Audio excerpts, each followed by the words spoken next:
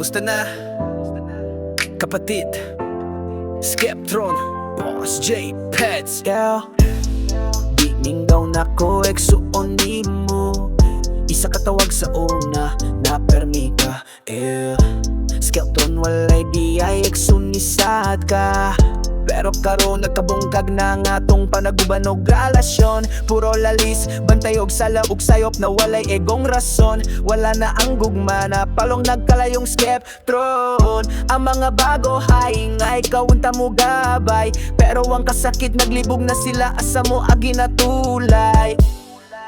Kapatiran skeptron, asa naman ka? Dragon nga puno sa gugma.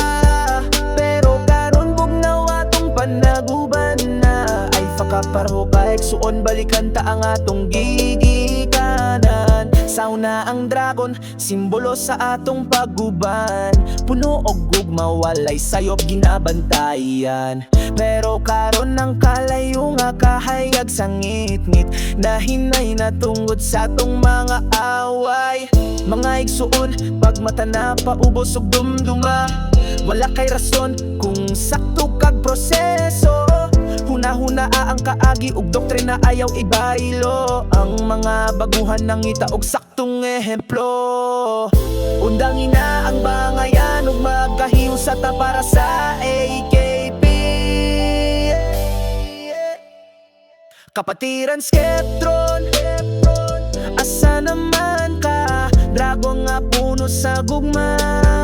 Pero karon bugnaw atong panaguban na. Ay fakaparo ka eksuon balikan ta ang atong gigikanan. Makamingaw ang sa unang panahon, dili hangol sa katungdanan kesa namang karona. Kung masayop man gani tungod kay sakto o proseso para min paubos og dawaton.